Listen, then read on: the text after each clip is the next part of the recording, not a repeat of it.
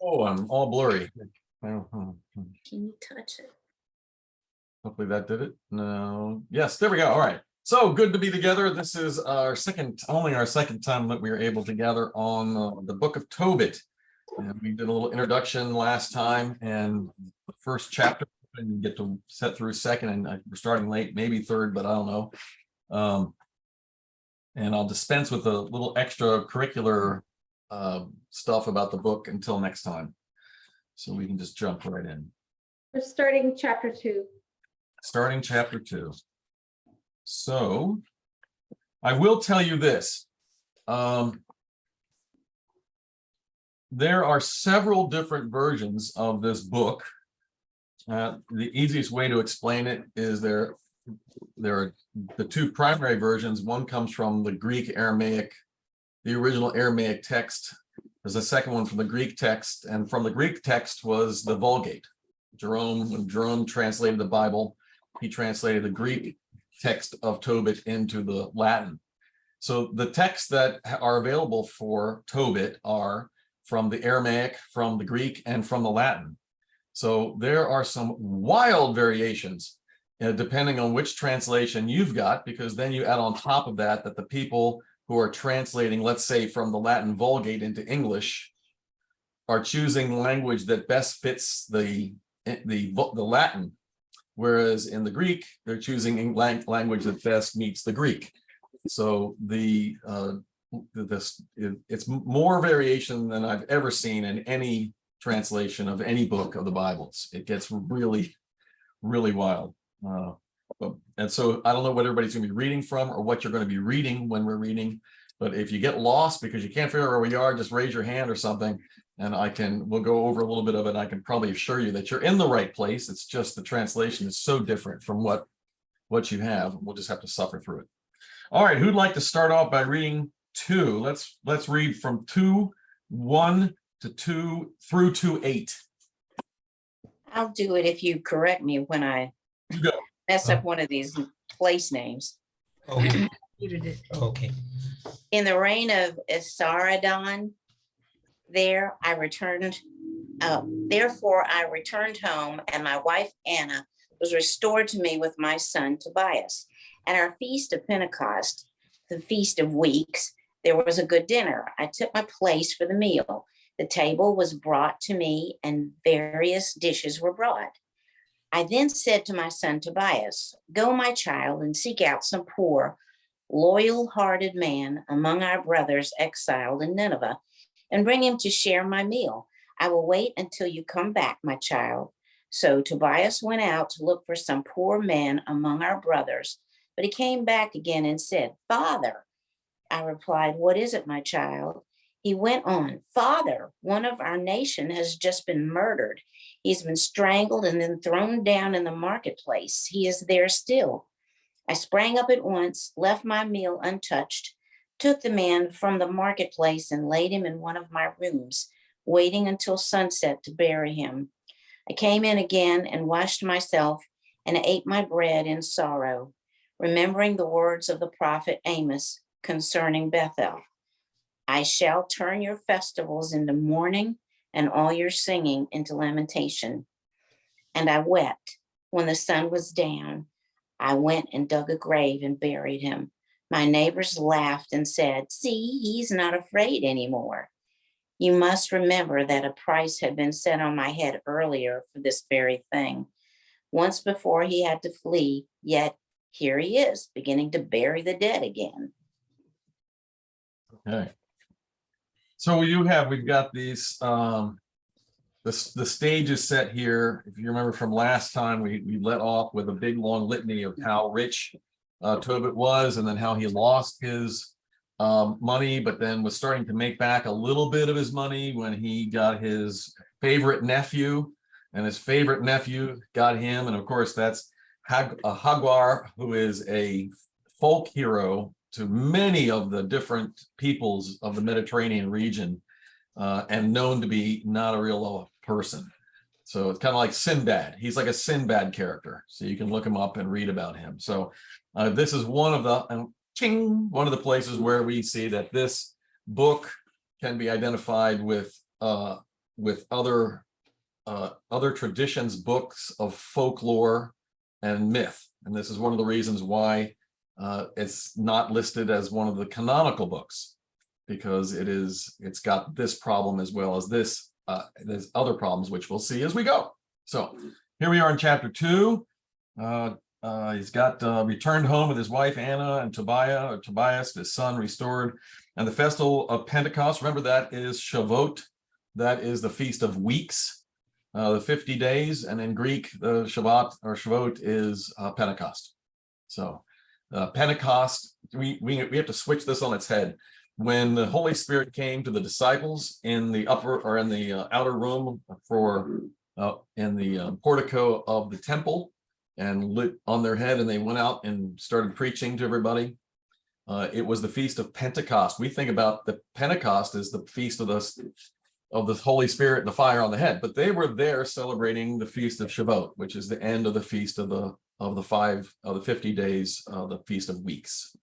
So that's what's happening here. It's a big holy day, big important. Table was set for me. This is a big dinner. This is a big meal. It's like along the lines, like a Seder almost. Very much like a Seder, and it's got a celebratory nature to it, like Passover would have. But he's got so much food. There's so much going on. He says to his son, we can't celebrate this meal without involving someone else in the celebration, because this is not a celebration for a family. This is a celebration for a people. So go get someone and bring them in. And of course, we know what happened. The son goes out, finds someone murdered, and Tobit, because it is his tradition. Remember, we heard that back here in chapter 1, and I shared with you that says it's verse 19. But a certain Ninevite went and informed the king about me, that I was burying them, and I went into hiding. So the specific instruction to bury the dead is found in another apocryphal book, the book of 2nd Esdras. And I read that to you last time, where Esdras says, go out and bury the dead. So that's right there, and that's not found in any other place. So we've got because that's what he does, because that's part of his almsgiving, that's part of his charity, it's part of his obedience. He jumps up and goes out, he buries the dead person, and he comes back in. And you have this, we can understand why this happens. He says, I returned and washed in sorrow, and ate my food. I remember the oracle pronounced by the prophet Amos at Bethel, I will turn your feast into mourning and your songs into dirges. And then I wept. At sunset, and went out, I dug a grave and buried in. My neighbors mocked me, saying, blah, blah, blah. So one of the reasons that he's sad is because his countryman died, he was murdered, right? He's sad because it's a reminder that they're in a violent place, because they're captives of another people. But it's also sad because he can't go back to his meal. He's ritually unclean now. The law says that he can't return to the community that he's from, so it's his family. So they've got this Shavuot meal that's there, and his son's going to be there, and his wife's going to be there, and the guy they got, maybe somebody else that came in from the street, but he's not there. He didn't eat with the family. He's hanging out with a corpse. Yeah, and he goes back outside. We're going to see it in a minute. That the law says that it takes 7 days to get clean after you've touched a dead man. So you have to do this ritual washing, which he did when he came back, but then you have to do more ritual washing all day, every day for the 7 days before you can do this. So I can imagine that poor Tobit has been living a very broken up and truncated life, where every couple of days he is basically separated from his family for 7 more days. That seems kind of strange to me, that because all cultures that I know of anyway have a tradition of doing something with the dead, burying them or putting them somewhere. And so it just seems weird to me that they're in a situation where dead people are just lying around on the street. Well, it's because they are in captivity. They're part of the Assyrian diaspora. The Assyrians took away a lot of the Judeans, the Israelites, for slavery, not like the Babylonians. The Babylonians integrated the Jews into their culture, So if you were a doctor in Israel, then they would take you back and they'd give you a nice house on a nice road with a little bistro down the street and a theater over there and everything in walking distance. And they would invite you to practice medicine. And in fact, there's a medical college right down the road. And why don't you go down the road and meet the doctors, and maybe you can teach them something and they can teach you. So Babylon was very smart. They built their ranks and they built their dynasty by adding the very best of the people that they conquered to their own. The Assyrians did not do that. The Assyrians just killed people willy-nilly. In the history of humankind, Assyria has the reputation of being the most brutal and horrific, building literally in the archaeological remains of the Assyrian Empire is depictions of building towers with dead bodies. This is witnessed to by other communities that are conquered by them. So they are there as slaves. I don't know what Tobit's doing in them, but they're slaves, and they're living in a place where it's violent. I'm sure it's open season that you can kill a Jew without a problem, or whatever other person from another country is there with impunity. And who cares if a slave goes down? And if it's fun for you, then do it. So it's just a bad situation, bad place. No wonder that they want to get out of there. All kinds of places have rituals about dead people. And one of the things about the children of Israel was so much of their ritual stuff has to do with infection control. Sure. And so I think it's not that they're disrespecting the dead, but it's also they're protecting the living with some of their ritual. Don't do this, don't do that. Yeah. Think about the plague. It's the fleas on the body. They're going to spread the thing. Well, if you go into the room with the fleas, then, you're the next one going to get it. Whereas Right. if you don't do that, no, then, it may not work, but at least it's better than going in. So the 7 days that they're not clean is more of a quarantine than anything else. Yeah, it's kind of more of a quarantine for the rest of the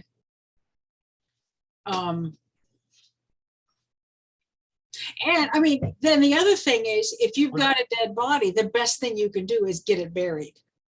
Yeah, absolutely.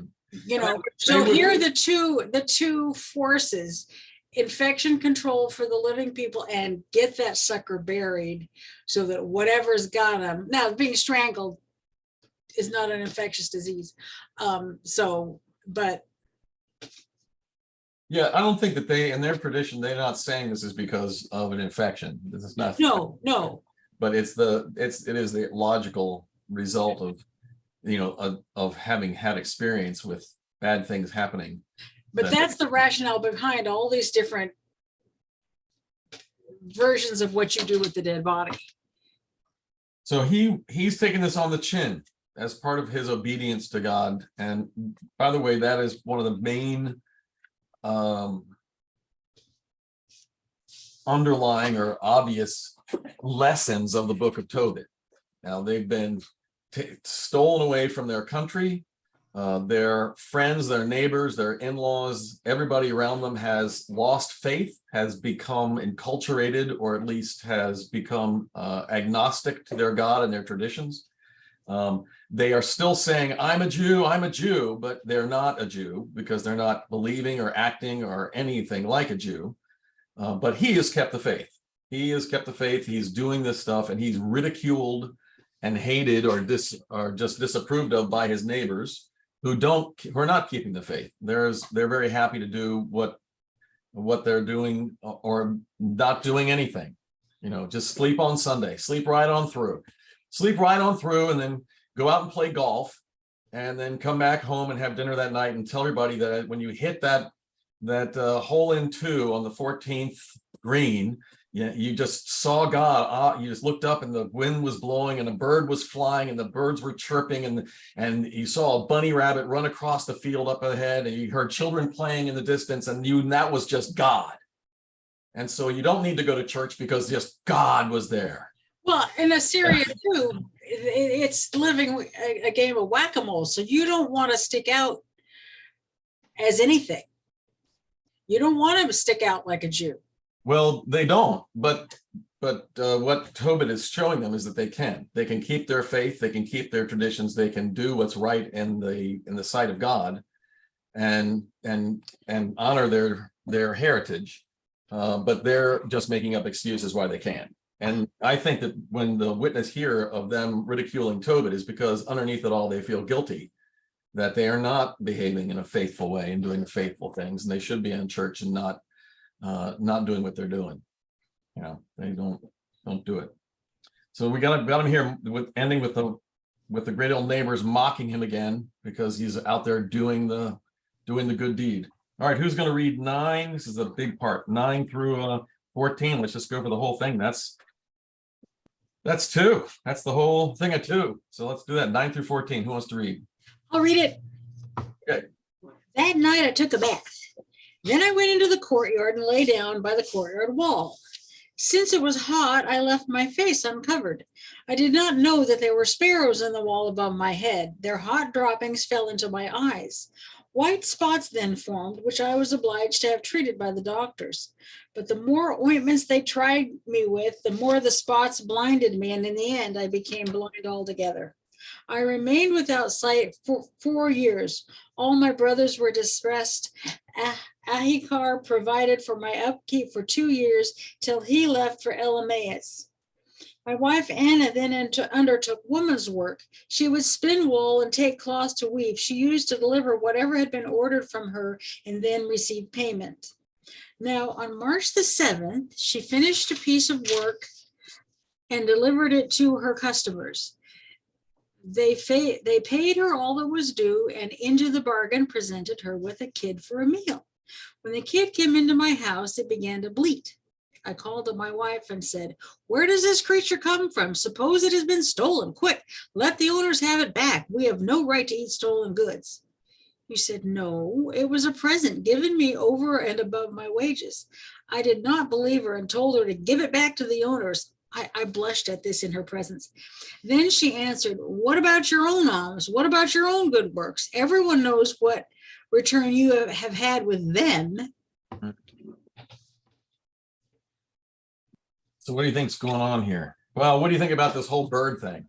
Pretty Kind of gross. really gross. Lots of sparrows up on the wall. Ugh. Yeah. I guess he was in one of those sleep things where you're asleep and you feel something and you just go, so you just kind of wiped it in. You know, if he got some kind of weird infection. Yeah. Trachoma comes to mind. I don't know why. You know, this must have happened before because they know that sparrow droppings in your eyes will make you blind. Yeah, I mean. For all those guys sleeping under the wall, right? Yeah, one sort of wonders how they figured that one out. Yeah, well, you know, cause and effect. White. Blindness is the weirdest disease of how it's perceived in the Bible. You know, in Egypt, the children of Israel were told, you know, be faithful to your wife. If you do this, it will prevent blindness. Yeah. Okay. The deal, it was gonorrhea was rampant, and the baby would have infantile gonorrhea and go blind. And so then fast forward to when Jesus is around and they're going, okay, who did it? Who gave this kid, you know, how is it this kid got that disease and got blind? Mhm. And so this is another one of those, you know, we still have that historical, if you do the right thing, you don't go blind. And here he's going blind. It's definitely. So he's got this condition now. There's a question here because we're looking at the theme. This is a story, it's a folk story that gives a theme and has multiple themes in it.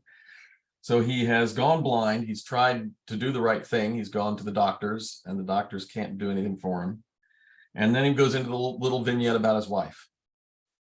So his wife is now a weaver. She's making, you know, pretty things. And it says that, you know, she got paid and they gave her a bonus, and it was a kit. It was a little goat. And he hears it bleeding and he ridicules her because she's a thief. Mine says he felt ashamed of her. Yes, I bet he did. I would be terribly ashamed if Jenny came home with a goat and This happened on March the 7th. yes. Why do they put those kind of details? Yeah, why March? All the things, Yeah. this book is edited. They aren't telling everything. So why did they pick that one to put in? Just putting in, I That guess, always amazes me. giving you that touchstone about the reality in a month and a day of a year. Yeah. So he's ridiculed Mine his is wife. the New Jerusalem Bible, Carol Lee, and they took the March out. Oh, they did. Okay. Yeah. Mine is given in a Greek holiday. It's on the day of Distress, the feast day of Distress, which is a Greek celebrity. Oh, not a Hebrew cool. one. So Is here that you got, March? it doesn't say that. It Oh, just says on the day of distress. So if it's the day of distress in the Greek manuscript, then what they've done to translate it into English is they have gotten rid of distress. Who cares about distress? And they have said that the day of distress in ancient Greek was on March 7th. Hmm. So they put the date March 7th in there instead of the Feast of Distress, which is actually pretty cool if you think about it. Mine does say that, the 7th day of the month of distress. Yeah. So I wonder what that was in Latin. I guess it wouldn't be the Ides of March. It would be the half Ides of March or something.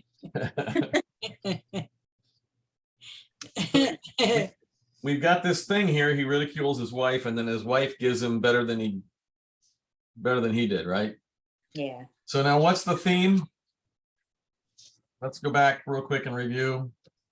He's a great guy. He's the greatest guy. He is the most perfect guy. He is doing all of the observations of the law. He is generous. He is kind. He is outgoing. He is sacrificial to a fault where he is not even, it can be with his family on holy days because he's burying dead people. Except he doesn't mind insulting his wife. Well, what happened? Yeah. What happened? That's No. What happened? What's happened between all this great time, chapter 1, and the insult of his wife? What just happened? He went blind. He went blind. So and he's lost all of his his sort of power. he lost. He's inside. Something's happened, and Yeah. his outward blindness is betraying an inward blindness. You see, he's no longer sensitive and kind and trusting. He's now suspicious and withdrawn and perhaps resentful, but he's not showing it that much. Was he angry with God? He doesn't say that, but it says that he's changed. His character has changed. So this blindness isn't just a physical blindness. He's blind. When we quote, give charity to people, it does weird things to their heads. When they're reliant on our graciousness, there's nothing they can do to, they have to sort of kiss up until we get. It's a terrible thing. Hmm. So I just want to add a little bit off subject from, the blindness thing. In my study Bible, it talks about distress and what you were saying about distress and being March. Mine says the end late winter. But what I find interesting is that it says it literally means the 7th of distress, the Macedonian month, which corresponds to the Jewish month of Shabbat. Oh, there you go.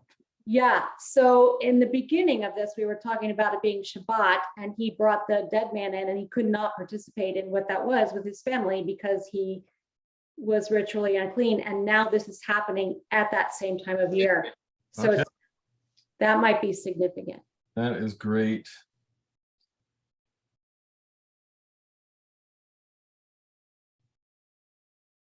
That's very cool. All right. Yeah. So 4 years later at the same time. Mm. Yeah, and so the festival of Shabbat and what that means to them has a significance in what's happening with him now. Yep. Good. Way to catch something, Sue. Dang. Significance. Love it. All right. chapter 3. We've got about 20 minutes, so let's just hammer on ahead. Lots of stuff going on in chapter 3, but it's not going to take that long. Who wants to begin? We're going to have to read verse 1 through all the way through verse 6. Sharon, you want to read? Yeah, I'll do it. Through 6? Yep. Is that maybe all the way through? No. Yeah. In mine it is. Uh-huh. Yeah.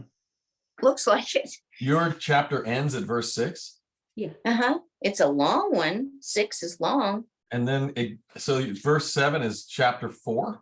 No, Yes. it's a big long poem. That, Yeah, okay. It's Six. separated. And It then- does. I see. Yeah, and then Sarah. 7 goes back to prose. Yeah. Okay. So 7 is Sarah. and Right. it's- Yeah. yeah, Okay. Then, sad at heart, I sighed and wept and began this prayer of lamentation. You are just, O Lord, and just are all your works. All your ways are grace and truth, and you are the judge of the world. Therefore, Lord, remember me. Look on me. Do not punish me for my sins or for my needless faults or for those of my ancestors. For we have sinned against you and broken your commandments. And you have given us over to be plundered to captivity and death, to be the talk, the laughingstock and scorn of all the nations among whom you have dispersed us. And now all your decrees are true when you deal with me as my faults deserve, and those of my ancestors, for we have neither kept your commandments nor walked in truth before you. So now do with me as you will, and please to take my life from me, so that I may be delivered from earth and become earth again. Better death than life for me, for I've endured groundless insult and I'm in deepest sorrow. Lord, be pleased to deliver me from this affliction. Let me go away to my everlasting home. Do not turn your face from me, O Lord. Better death for me than life prolonged in the face of unrelenting misery. I can no longer bear to listen to insults. Suffering. That's boy, pretty, that's a good one. yeah, very thorough. That's almost as good as some of the whining that Moses did. Ah, yes. Well, there's a connection here, so we'll get to that in just a moment. What did you think? Anything stand out with this? The form of it is a lot like Psalms. Yeah, it is. Mm. Well, Psalms are all prayers, right? They're prayers that are formed out It's all poetry and, of well, yeah. Yeah, I don't know. And this thing about I desire to be delivered from earth and then to earth become again, or to become earth again. It's a lot like from dust to dust, or It's exactly from dust to dust. Yes. is that where that comes from? Well, sort of. That's a biblical theme, so it's just.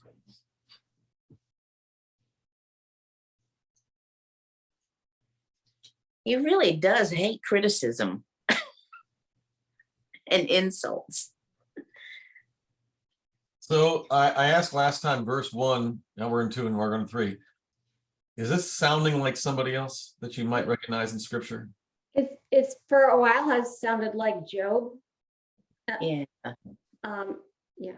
Yeah, there's a lot of likeness going on, and we'll continue. The book of Tobit is often referred to as a companion teaching book as Job.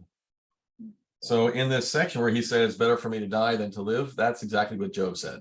Hmm. It's also what Moses said, as Carol Lee pointed to it. In both times, both of them meeting a circumstance where they believed that they had done something wrong and that God should do something to fix it, and God's not doing the thing that they want. And so they say, just let me die then.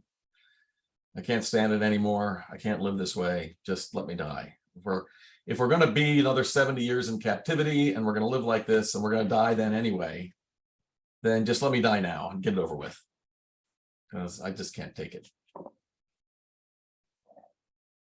So poor Job. Our poor Tobit will leave Tobit better for me to die, to endure such misery in life and listen to such reproaches. So who was the last person that reproached him? His wife. His wife, right? Yeah. So now let's give Tobit a little break. Let's give him a little leeway here. He did go blind.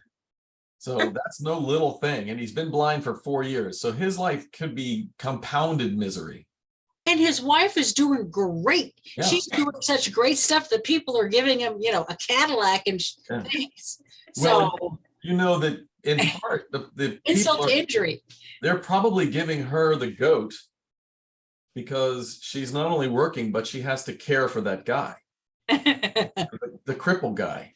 And Right. so she's giving him, so it's the goat could be to Tobit a sign that, this is actually against him. He's being told that he's worthless.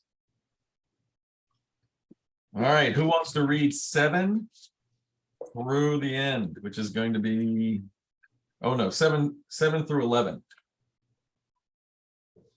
Oh, sure. Okay. It chanced on the same day that Sarah, the daughter of Raguel, who lived in Medea at Ecbatana, also heard insults from one of her father's maids. You must know that she had been given in marriage 7 times, and that Asmodeus, the worst of demons, had killed her bridegrooms one after another before ever they had slept with her as man with wife. The servant girl said, yes, you kill your bridegroom yourself. That makes 7 already to whom you have been given, and you have not once been in luck yet. Just because your bridegrooms have died, that is no reason for punishing us. Go and join them, and may we be spared the sight of any child of yours. That day she grieved, she sobbed, and went up to her father's room, intending to hang herself. But then she thought, suppose they blame my father. They will say, you had an only daughter whom you loved, and now she's hanged herself for grief. I cannot cause any father a sorrow which would bring down his old age to the dwellings of the dead. I would do better not to hang myself, but to beg the Lord to let me die and not live to hear any more insults. And at this, by the window, with outstretched arms, she said this prayer. Okay. She set this up, so let's knock it down. So this is a big deal. It's a really big deal. Ecbatana, that's the capital of Medea. So they're at the capital city, right? It's on that very day, peeps, right? So this is the same day that Tobit is lamenting in prayer to die, and halfway across the country, we pick it up with Sarah, who is praying pretty much the same prayer for the same reason. She can't stand the reproach anymore. And this is really a big deal because she's had 7 husbands and they've all died before the wedding night. They go in, and I can tell you there's a whole story of stories around the husbands of Sarah and how it all happens and what happens and which one she loved the most and which one was the youngest and the most beautiful and which one was the oldest and the most powerful, and how she was given to this one and given to that one, and the ones that she loved, but by the time she got the 7th one, she almost doesn't care. It's like she's going to get a husband, right? So who is Asmodeus? So Asmodeus has got 2 identities in the literature. One is Asmodeus is Satan. He is the king of the underworld, the prince of the underworld. And in the same way, you all know about Zeus, right? Zeus, the Greek gods were petulant children. They were just nasty gods. I mean, the only reason why the Greeks really worshiped them was because if you didn't, they'd do something nasty to you. So you might as well worship them and do a good job. So Zeus was probably the worst of them all, arguably. And what he would do, he's a very randy guy. And so he would get up there on Mount Olympus and he'd look down like David on the rooftops and see these beautiful women. And then he would fly down and make himself look like their husband and go in and have sex with these women. And then they would have a baby, which would be Zeus's son or daughter. And they would be a little demigod. So who's the most famous demigod? Hercules. Hercules. So that's the most famous demigod, but there were a lot more, a lot of other sons of Zeus running around who were doing great and wonderful things for the people on earth. But you can imagine that the husband, when he came home and his wife found out that it wasn't him, there's probably a little problem in the domestic area after that. So and dislike of Zeus. So Asmodeus who is Satan, is also referred to as the demon of lust. And he has looked around the world, and of all the women in the world, he has found Sarah. And he's been smitten, and he's genuinely in love with her. And he cannot stand for her to be taken by another man or by a man. And so he is waiting for them to get married, can't stop it. But when it comes to the wedding night, before anything happens, he zooms in and croaks the husband. So she's never going to be free, because he's going to live forever and he's going to love her forever, and that's it. It's all done. So this is the king of hell, right? This is Satan, the big guy, who is kind of putting on this Zeus-like, demeanor and sneaking out at night and spying on Sarah and then whacking the husband, Like for any chance of anything to happen. in Genesis, the goddess responsible for crib death and stuff. So you've got here also that the people now, her handmaid is saying it's your fault. You're doing something wrong. Where she's not doing- Once you might wonder, but 7 times that's a pattern, buddy. It is a pattern. Yeah, they've identified Asmodeus already. At least somebody has. So that day Sarah went to heart. So okay, now she's going to pray her beautiful prayer. Who wants to read that? So you want to read? Where are we now? We're at verse Okay. 11b. You are blessed, O God of mercy. May your name be blessed forever, and may all the things you have made bless you everlastingly. And now I lift up my face, and to you I turn my eyes. Let your word deliver me from earth. I can hear myself traduced no longer. O Lord, you know that I have remained pure. No man has touched me. I have not dishonored your name or my father's name in this land of exile. I am my father's only daughter. He has no other child as heir. He has no brother at his side, nor he has any kinsman left, for whom I ought to keep myself. Already I have lost 7 husbands. Why should I live any longer?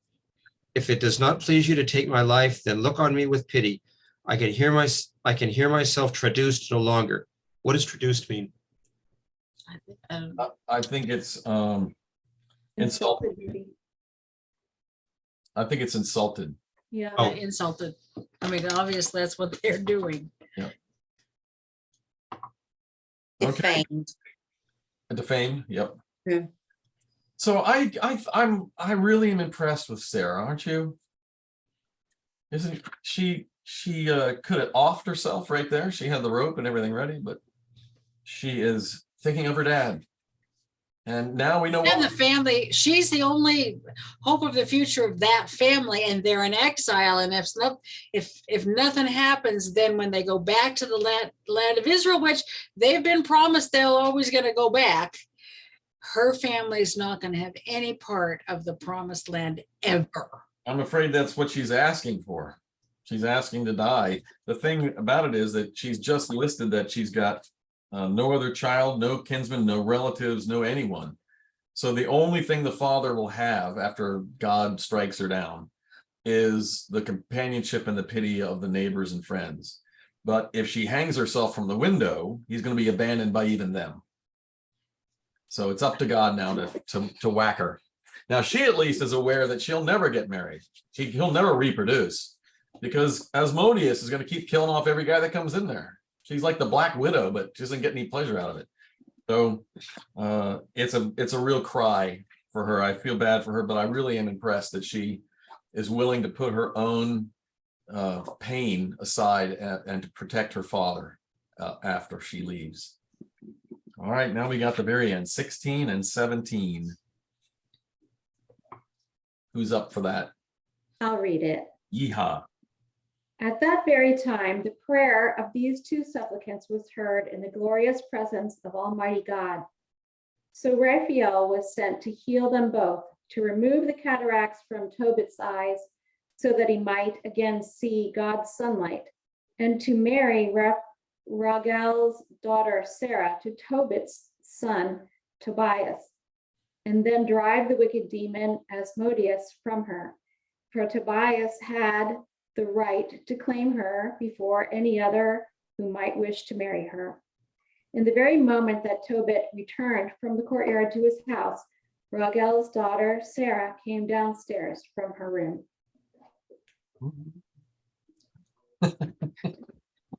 Because the foreshadowing is really like it's all in there now. So we've got the introduction of two new players in this. Up until this point, God has been the one that's been cried to by Tobit and by Sarah now.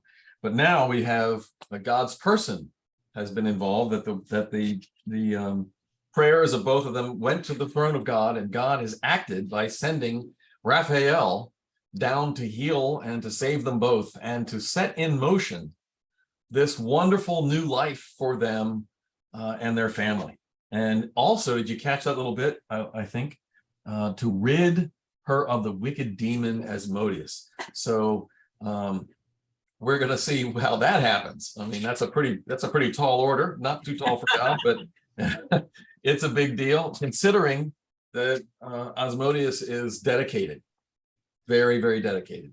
So in what language is Asmodeus the same as Satan? How do we know that Asmodeus is Satan?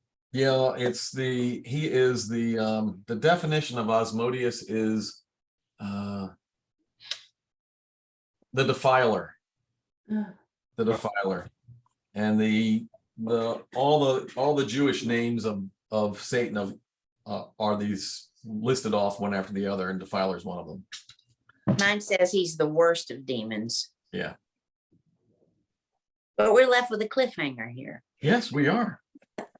So much is going to go on. It's going to be So wonderful. before we go off, I just want to say I did a quick little read on the festival of Shabbat and what that was about. And it is a time when the people would mark the beginning of the new year for trees. And it was important because the trees would produce fruit that they could eat. So it was a recognition of new life. There were blooming trees in the land of Israel. They would emerge from their winter sleep and begin a new fruit-bearing cycle. So the fruit then, the first fruits of those trees would then be offered up to God. That sounds Celtic, very Celtic. You know, all these old places, it's all about the year, you know, It is. survive the winter, survive the dry spell, survive the whatever, and then, you know, thank goodness you've made it. I remember Omi, a Russian friend, you celebrated Easter because, boy, you made it through the Russian winter. And for the Jews, you know, it's the dry business, and they had water and trees, and yeah, we don't But appreciate. if you look at what that could mean then in the context of these stories, and the life that was dried up and dying or dead, and then the rebirth and new life came and it was offered to God. Yeah. Very pretty. So maybe, you know, in reading what we're reading, if we keep that in mind, it'll put a new layer on the story for us. Okay, very good. And Steve, I just looked this up. Asmodeus in Persian as Eshma Diova, the demon of wrath, which is adopted into Aramaic with a sense of the destroyer or the defiler, which is synonymous with Satan in the Hebrew. Okay. And Okay. Raphael means God has healed. I thought Raphael was an angel, and that's another thing that I was going to ask about was where are all the angels? Where are all the angels listed? Well, Raphael is not listed in the Bible. Raphael's only listed here, but he's one of the seven. He's got a very high station in heaven, and he'll let us know who he is in a little bit. Hang in there. It's another cliffhanger. Okay. So, but it's a good just juxtaposition. You've got the the destroyer or the defiler. And on the other side, you've got the healer. God heals or God has healed. So, all right, guys, fantastic. We did make it through the third. That is wonderful. So next time, 4, I'm sure we can, and 5, I think we can. 4 and 5, maybe even get into 6. Who knows? This is like a serial romance. Every chapter is da, da, da, da, da, and then da, da, da, da, and now they're going to meet. What was the name of the demon? Asmodeus. Osmodeus. That's really whenever they say Osmodeus, I think Ozymandias or Ozymandias, who I think he was a Persian king Oh, at some point. I'll have to look that up and see what his name means. Yeah, really. It's Well, you know, Outstanding. All right, guys. I was Thank just you thinking for here about this kid that was given to the wife. It's sort of like a sacrifice of when you sacrifice the first fruits, the first animals. She got the yeah, kid. and They gave her the kid, and it was like a sort of an honor too. In addition to giving her a bonus, it sort of feels like that to me too. That makes sense? Well, yeah, I can't remember the whole ritual of the Festival of Weeks, but it was a biggie, you know, right up there with Passover. Yep. But you know where they were, they're not making any sacrifice. So, No, but I'm sure on Passover they had a cedar. yeah, oh yeah. May not have done what, but I'm sure they would have, you know, I've met a handful of Jewish guys. I'm just a, you know, Passover, what is it? Passover and Hanukkah Jew. a Christmas and P&H Easter. Jew. Yeah, Passover and Hanukkah. Yep. Everybody's got that, right? All I right. thought it might make him extra angry. Well, I think it could have been anything. I think that he has a right to have that irritated, kind of resentful feeling. If it's not indicated it's against God, but I'm sure, as it said, as it implies, it really has changed. It tainted him a little bit. He's not the guy he used to be. No. And maybe that's going to be part of our story. What happens to Tobit? Obviously, this is shifting over to Tobias and Sarah, but we're not going to lose track of Tobit in the meantime. All right, guys, thank you for being so malleable and following us onto the new Zoom link. I'm going to work with Mary and see if we can't solve this problem before next week. In the meanwhile, have a wonderful night and tomorrow, and I look forward to seeing you on Sunday. All righty, bye. God bless you all. Good night. Good evening. Night. Hope your shoulder feels better. Thank you.